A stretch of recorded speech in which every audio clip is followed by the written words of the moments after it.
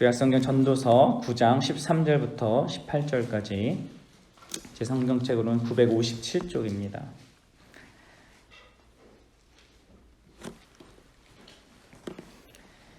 우리 교독 이렇게 한 절씩 교독하도록 하겠습니다. 그리고 18절 같이 읽겠습니다. 내가 또 해 아래에서 지혜를 보고 내가 크게 여긴 것이 이러하니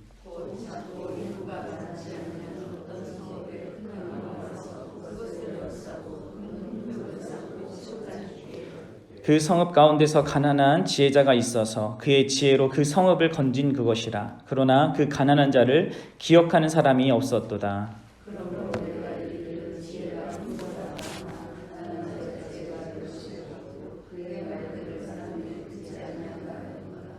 조용히 들리는 지혜자들의 말들이 우매한 자들을 다스리는 자의 호령보다 나으니라. 지혜가 무기보다 나으니라. 그러나 죄인 한 사람이 많은 선을 무너지게 하느니라. 아멘. 전도자는 이 전도서의 후반부에서 계속하여서 우리의 미래가 불확실하고 어떤 일이 일어날지 모른다, 그런 이야기를 하고 있으면서 동시에 그런 불확실한 우리 미래의 확실한 것은 죽음밖에 없다라는 그런 우리의 그 인생의 그 현실을, 우리의 진정한 우리의 현실을 우리 앞에 직면시키고 있습니다. 특별히 바로 앞선 본문에서 전도자는 우리가 가진 어떤 조건, 남들보다 더 나은 어떤 가지고 있는 능력이든 어떤 기회든 재능이든 그런 어떤 조건들이 미래에 어떤 보장될 만한 그런 미래를 꼭 약속하지는 못한다라고 또한 밝히 그것을 드러냈습니다. 그것의 대표적인 예로 육체적인 어떤 강함을 갖고 있는 그런 경주자, 용사들, 그들을 언급했고요. 또 지적인 능력, 그것을 가진, 그것을 어떤 힘으로 가진 지혜자와 명철자와 지식인들을 언급하였습니다. 그러나 그들의 미래는 그들이 가진 어떤 그 능력을 따라서 좋은 결과를 갖게 되는 경우가 아닌 경우가 많다라고 이야기를 했죠. 그것이 우리의 현실이라고 우리를 확인시켰습니다. 그리고 그것은 시기와 기회로 묘사된 그런 갑작스러운 사고 혹은 사건 때문입니다. 갑작스럽게 우리 인생에 찾아오는 그런 사고 또 사건은 우리의 인생에 가진 것들을, 또 모든 좋은 것들을 무너지게 만드는 것이죠. 이것이 우리의 현실이라고 이야기했습니다. 또 우리에게는 흔히 멀리 있는 일이고 또 자신과는 그리 상관없는 일이다라고 여기는 그 죽음도 예상치 못한 순간에 갑작스럽게 찾아올 수 있다. 그것을 이제 올무에 걸린 새 그리고 그물에 걸린 물고기를 비유하여서 우리에게 말했죠. 따라서 전도자는 이런 일들을 통하여서 우리가 자랑스럽게 여기고 또 우리의 미래를 보장할 만한 그 어떤 것들이 전혀 우리에게 정말 그런 근거가 되지 않는다라는 것을 하면서 동시에 이러한 비참한 우리에게는 분명히 하늘 위에 계신 하나님이, 해 위에 계신 하나님이 어떠한 일을 우리를 위해서 행하지 않으신다면 우리가 아무런 소망이 없다는 사실을 보여주었던 것입니다. 오늘 본문은 앞서서 이야기한 내용의 그런 더 구체적인 증거가 되기도 하고 또 다른 측면으로서 우리의 삶의 어떤 비참함을 보여준다고 할 수 있습니다. 특별히 두 개의 부분으로 이렇게 내용이 나눠져 있는데 두 내용 다 말하고자 하는 바는 거의 같습니다. 13절부터 16절까지가 하나의 이야기고 또 17절부터 18절까지가 또 다른 이야기죠. 우리가 읽어보았는데 13절부터 16절까지가 무슨 내용입니까? 이게 전도자가 경험한 것인지 혹은 들어서 아는 것인지는 모르겠지만 이런 경우가 있다는 것을 이야기하고 있습니다. 어떤 작은 성읍을 공격하러 온 그 큰 왕, 정복자이겠죠. 그 왕이 그 작은 성읍을 둘러싸고 공격하라는 그때에 바로 그 성에 있던 한 지혜자가 그 자신의 지혜를 발휘하여서 그 성읍을 구해낸 사실이 있다. 그런 경우가 있다라고 얘기합니다. 그러면서 이제 앞서서는 육체적인 힘과 어떤 정신적인 힘을 좀 비슷한 것으로 나열했지만 여기 16절을 보시면 이렇게 되어 있습니다. 우리 16절을 함께 읽도록 하겠습니다. 시작. 그러므로 내가 이르기를 지혜가 힘보다 나으나 가난한 자의 지혜가 멸시를 받고 그의 말들을 사람들이 듣지 아니한다 하였노라. 네. 그래도 그 육체적인 힘과 어떤 정신적인 힘을 비교하자면 그래도 지혜가 낫다. 정신적인 그 능력이 낫다. 그것이 우리 현실에 보다 더 필요한 것이다. 이런 이야기를 합니다. 오늘날로 하면 칼보다 펜이 강하다. 뭐 그런 이야기인 것이죠. 두 번째 예의 경우인 17절과 18절도 비슷한 맥락입니다. 그래서 18절을 보시면 지혜가 무기보다 낫다. 이런 이야기를 또 하고 있죠. 그런데 오늘 두 가지 이 예를 통해서 이 전도자가 강조하고 있는 메시지는 단순히 지혜가 힘보다 낫다라는 그런 교훈이 아니죠. 오히려 그것을 뒤바꾸는 또 그런 현실이 있다는 것을 우리에게 직면시키고 있는 것입니다. 우리가 같이 읽어봤는데 16절 뒷부분을 보시면 하반절을 보시면 가난한 자의 지혜가 멸시를 받고 이 말들을 사람들이 듣지 아니한다 하였노라. 그런 지혜가 있음에도 불구하고 그 지혜를 가진 자가 그에 대한 합당한 대우를 받지 못하는 일이 분명히 있다는 것입니다. 그리고 18절 후반절에도 보시면 그러나 죄인 한 사람이 많은 선을 무너지게 하느니라. 아무리 무기보다 좋은 지혜가 아무리 많아도 그런 지혜로운 자가 아주 많아도 죄인 한 사람에 의해서 그 모든 지혜가 선한 것들이 무너진다라고 이야기하고 있는 것입니다. 다 무엇을 말하는 것입니까? 정리해서 말하자면 아주 사소한 어떤 약점 혹은 사소하게 보이는 그 죄 하나가 결국 모든 것을 아무것도 아닌 것으로 만들어 버린다는 그런 이야기를 하고 있는 것이죠. 이것은 우리가 현실에서 너무 분명하게 경험하게 되는 어떤 것들입니다. 한 가지의 아주 작은 실수가 또 한 가지의 작은 죄가 사소하게 보이는 그 죄가 모든 것을 무너뜨리는 것, 그것을 우리가 자주 보지 않습니까? 그냥 쉬운 예로 옷을 입을 때 첫 단추 하나 잘못 끼는 그것이 어떻게 됩니까? 네. 아주 바쁜데 급하게 단추를 그렇게 껴 맞추었는데 그만 실수로 그렇게 첫 단추를 잘못 끼게 되는 경우를 한번 생각해 보십시오. 막 급하게 다 입었는데 다시 옷 맵새는 볼품 없어지고 단추를 다시 풀어가지고 처음부터 다시 시작해야 되는 경우를 생각해 보십시오. 또 도미노 게임 같은 걸 한번 생각해 보시기 바랍니다. 엄청나게 아주 멋진 거대한 도미노 작품을 만들어가는 중에 누군가가 한 번의 작은 실수로 그것을 건드리는 바람에 그 애써 세워놓은 모든 도미노가 순식간에 쏴르 이렇게 쓰러지는 것을 한번 생각해 보시기 바랍니다. 이런 작은 예들뿐만이 아니라 아주 사소한 죄라고 생각하는 것, 실수라고 하는 것이 우리의 삶에 파괴적인 영향력을 가져다 주는 경우가 얼마나 많습니까? 이렇게 서로 죽고 못 산다 해서 서로 너무 사랑해서 하늘의 별도 따다 줄 것 같처럼 그렇게 서로 사랑했던 두 사람이 정말로 행복하게 결혼식을 올리고 나서 어떻게 됩니까? 아주 사소한 거, 치약을 어떻게 짜느냐, 이런 것을 통해서 이혼으로 결론이 나는 이렇게 이상한 상황들이 얼마나 많이 있습니까? 또 우리는 대통령 후보에까지 나왔지만 나왔을 정도로 잘 나가던 그 정치인이 한 번의 어떤 불륜, 한 번인지 모르겠지만 그것으로 인하여서 그의 정치 인생과 그동안 쌓아놓았던 모든 그런 어떤 지지, 그것을 다 잃어버리는 그런 경우도 우리는 보고 있습니다.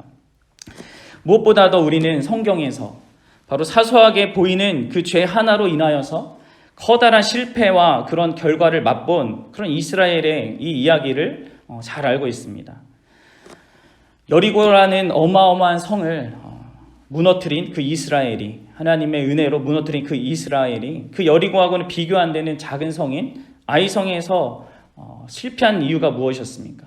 아간의 그 작은 잘못 하나 때문이었죠. 그리고 그 아간의 잘못으로 그 온 가족이 또 하나님의 심판을 받게 되지 않았습니까? 또 그런 일들 가운데 가장 결정적인, 사소하게 보이는 죄 하나지만 그것을 인하여서 어마어마한 그런 결과를 가져온 그 결정적인 사건, 우리가 다 아는 사건이 무엇입니까? 바로 아담과 하와가 선악과를 따먹은 그 사건, 그렇죠? 그 사소하게 보이는 죄 하나로 인하여서 어떠한 결과가 이렇게 있게 되었습니까? 아담 이후 온 인류가 다 죄 가운데서 태어나게 되었고 땅이 저주를 받고 이 해 아래 세상이 다 죽음의 영향 아래 비참한 그런 인생을 살게 되지 않았습니까? 이것이 바로 아담의 죄가 가져온 우리의 비참한 현실의 분명한 어떤 실제입니다. 그것이 죄든 어떤 악이든 약점이든 그런 것들은 다 어떤 복된 것이라고 할 수 있는 수많은 것들을 무너뜨리게 할 수 있는, 아니 그렇게 만들어버리는 그런 세상이 된 것이죠. 우리는 성경이 분명히 말하는 바대로 죄 하나가 가져오는 그 엄청난 결과를 기억해야 합니다. 성경은 죄를 사소한 것으로 결코 다루지 않고 있죠. 죄인 한 사람이면 수많은 지혜자의 지혜를 아무것도 아닌 것으로 만들 수 있다라고 이야기하고 있습니다. 왜냐하면 죄는 근본적으로 세상보다 더 큰 하나님에 대한 반역이기 때문인 것이죠. 죄는 결코 사소한 것이 아닙니다. 그런데 우리를 더 비참하게 만드는 것이 있습니다. 그것은 무엇입니까? 우리가 그 사소한 죄 하나를 짓고 사는 인생이 아니라는 것이죠. 또 죄인이 단순히 한 사람으로 온 대한민국의 한 사람인 것만은 또한 아니라는 것이죠. 전도자는 앞서 9장 3절에서 우리 모든 인생들이 마음에 악이 가득하고 평생 미친 마음을 품고 산다라고 이야기하고 있습니다. 그러니 한두 개의 작은 사소한 죄만 지으며 살아갈 사람이 어디 있겠습니까? 또 7장 20절에는 선을 행하고 전혀 죄를 범하지 아니하는 의인은 없다라고 이렇게 이야기하고 있습니다. 죄인이 한 사람이 있는 것이 아니 모든 사람이 죄인인 그런 현실에 우리는 살고 있는 것입니다. 우리의 작은 한 가지의 죄가 우리가 누리는 모든 좋은 것들을 다 무너지게 한다면 우리의 많은 죄는 과연 어떤 결과를 우리에게 가져다 주겠습니까? 우리의 수많은 크고 작은 죄의 결국, 또 한 사람이 아니라 모든 사람이 짓는 죄의 그 결국은 결국 우리 자신과 우리의 인생과 우리의 영혼까지 다 망쳐버리는 것이 아니겠습니까? 그러니 우리가 이런 관점에서 이 세상과 우리의 현실을 바라본다면 우리는 놀라야 합니다. 우리 모두가 어떤 면에서 놀라야 합니까? 우리 모두가 죄인이며 아주 가끔씩도 아닌 크고 작은 죄들을 하루에도 우리가 수도 없이 짓고 사는데, 그럼에도 불구하고 무엇이 우리를 완전히 망하는 대로 나가게 하고 있지 않은 것입니까? 또 우리가 현실에서 누리는 그 기쁨들과 유익들은 도대체 무엇 때문이겠습니까?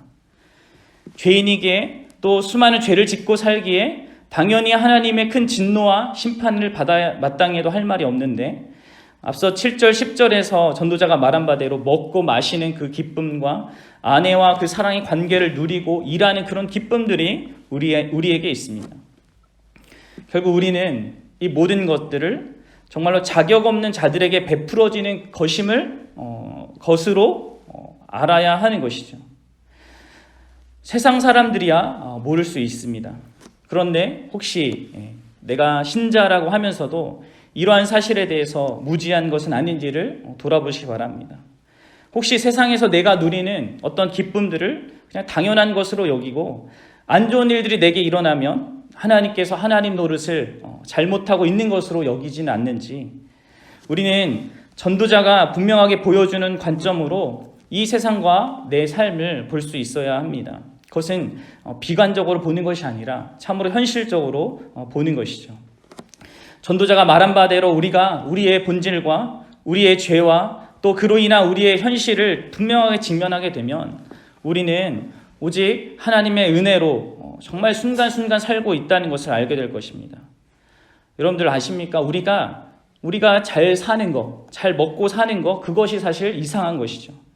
잘 먹고 잘 못 먹고 잘 못 살아야 되는 것이 원래 정상입니다. 그렇게 여러분들은 현실을 보고 있습니까?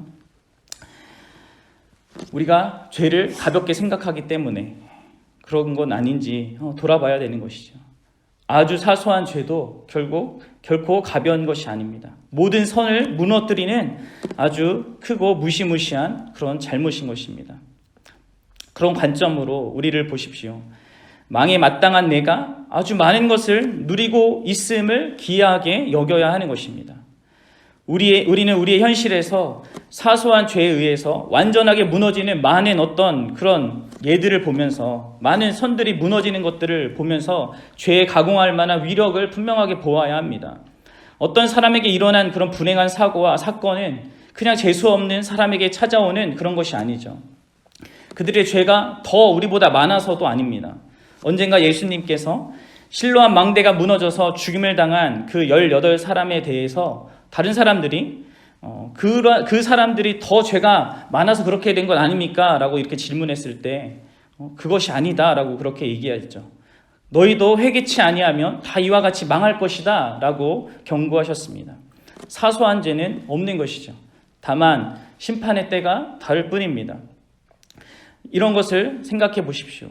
또 그 죄가 가져오는 그 죽음, 모든 것을 허무한 것으로 만들어버리고 우리가 자랑할 만한 것이라고 하는 그러한 모든 것들을 다 아무것도 아닌 것으로 만들어버린 그 죽음을 분명하게 인식해 보십시오. 이처럼 내 죄 하나의 심각성이 크다는 것을 알고 또 죄 하나가 아닌 수도 없는 죄를 짓고 살아가는 것이 나라는 사실을 분명하게 본다면 우리가 살아가는 것이 기적이고 삶에서 누리는 모든 것이 다 놀라운 은혜라는 것을 분명히 알게 될 것입니다. 우리는 신약의 더 밝은 계시의 빛 아래서 우리가 살아가는 그 은혜가 누구로부터 또 어떻게 우리에게 주어지는 것인지를 알게 됩니다. 기이하게도 죄인인 우리가 어떻게 살고 있는지, 누구로 인하여 살고 있는지를 알게 되는 것이죠. 어떻게, 누구로 인해서입니까? 바로 우리 주 예수 그리스도를 통하여서 우리는 그 모든 것들을 이렇게 누리며 살아가고 있는 것입니다. 여러분들이 이 사실을 분명하게 알고 있습니까? 우리의 죄가 분명하고 또 우리의 죽음이 분명한 것처럼 우리에게 누리는 또 그럼에도 불구하고 우리가 누리는 기쁨이 있는 것을 우리가 분명히 아는 것처럼 그 바로 예수 그리스도 때문에 우리가 그 은혜로 살고 있다는 사실이 또한 분명하다는 것, 그것을 알고 있습니까? 그분이 우리를 위해서 행하신 일과 지금도 여전히 그분이 행하고 계신 그 일 때문에 바로 우리가 살고 있습니다. 바울의 말대로 로마서 5장 17절에 바울의 말대로 한 사람의 범죄로 말미암아 사망이 그 한 사람을 통하여 왕노릇하였은즉 더욱 은혜와 의의 선물을 넘치게 받는 자들은 한 분 예수 그리스도를 통하여 생명 안에서 왕노릇하리로다. 우리의 인생이 바로 한 분 그 예수 그리스도를 통하여서 의의 선물을 넘치게 받는 그런 자들이 되었고 또 생명 안에서 왕노릇하는 그런 존재가 되었다라고 그렇게 바울은 이야기하고 있습니다. 또 더 나아가서 뭐라고 얘기까지 합니까? 우리의 수많은 그 실수와 잘못과 때로는 심각하게 저지른 죄에도 불구하고 그 모든 것이 합력하여서 그리스도로 말미암아 선을 이루게 된다는 사실을 말하고 있는 것이죠. 이 사실이 그리스도께서 우리를 위하고 있다는 사실과 그분으로 인하여서 우리의 이 모든 인생이 다 합력하여서 선을 이루게 된다는 그 사실이 우리가 더 죄를 짓는 자리로 우리를 나아가게 하는 것이 결코 될 수가 없습니다. 오히려 우리가 넘어지고 실수하고 잘못할 때마다 그 쓰러진 자리에서 회개할 근거가 되고 또 우리를 일으키게 하는 근거가 되고 또 우리를 그러한 존재가 되게 하신 그리스도께 더 마음을 드리고 또 그분의 뜻을 기쁨으로 여겨 순종하는 자로 우리 자신을 드려야 할 이유가 되는 것이죠. 우리가 우리의 본질과 죽음 아래 갇힌 이 해아의 현실을 분명하게 직면하게 된다면 우리는 이 세상 그 무엇보다도 그리스도를 더욱더 깊이 감사하게 되고 존귀하게 여기게 되고 사랑하게 될 것입니다. 그리고 그리하여서 그분을 사랑하여서 그분의 뜻에 순종하는 인생을 살게 될 것입니다. 그리스도가 없으면 그 아무리 세상에 어떤 좋아 보이는 그 조건이 있다 하더라도 그것은 아무 의미가 없습니다. 그 모든 것은 죄로 인해 무너지고 죽음으로 인하여서 다 허망하게 될 뿐입니다. 그러나 그리스도가 우리에게 있으면 그 아무리 어떤 나쁜 조건에서라도 우리는 기대할 수 있는 게 있고 또 소망할 수 있는 것이 있습니다. 그리스도가 계시고 그분이 날 위하신다는 것, 그것이 바로 우리가 오늘 이 하루도 죄와 싸우며 사소하게 보이는 그런 죄들과 싸우며 또 주님께 순종하여서 넘어져도 다시 일어나 믿음의 길을 가게 하는 든든한 근거가 되어야 할 것입니다. 또한 주님께서 친히 연약한 우리를 날마다 일으키셔서 그의 이름을 위하여서 오늘 하루도 또 우리의 매일을 의의 길로 인도해 주시기를 소망할 수 있는 저와 여러분들 되셨으면 좋겠습니다. 기도하시겠습니다.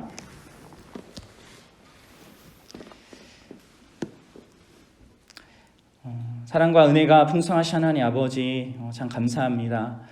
이 아침에도 우리를 불러주시고 하나님 우리를 분명한 우리의 현실 앞에 우리 현실을 보게 하시고 또 그 현실을 살아가게 하시니 감사합니다.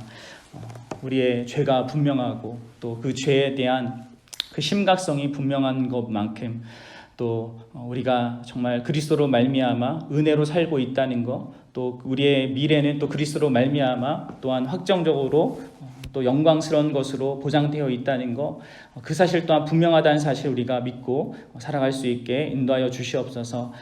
그리스도께서 우리를 위하신다는 것, 그분으로 인하여서 정말 은혜와 또 의의 그러한 모든 것들이 정말 풍성하게 우리에게 주어지고 있다는 것을 아는 자로 저희들 살게 하시고, 그로 말미암아 하나 우리가 사소하게 보이는 그 죄와 싸우고 또한 우리를 두렵게 하고 걱정하는 이 세상과 이 현실에 대해서 당당하게 살아갈 수 있는 그런 믿음을 우리에게 허락하여 주시옵소서. 그런 주님이 우리와 함께 계심을 정말 무엇보다도 소중히 여기게 하여 주시고 그 주를 의지하여서 이 하루도 저희들 주께 순종하며 나아갈 수 있는 그런 하루가 되게 하여 주시옵소서. 은혜를 구하옵고 귀하신 우리 주 예수 그리스도의 이름으로 기도드립니다. 아멘.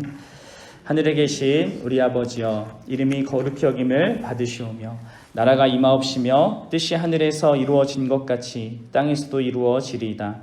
오늘날 우리에게 일용할 양식을 주옵시고 우리가 우리에게 죄진 자를 사하여 준 것 같이 우리 죄를 사하여 주옵시고 우리를 시험에 들게 하지 마옵시고 다만 악에서 구하옵소서. 나라와 권세와 영광이 아버지께 영원히 있사옵나이다.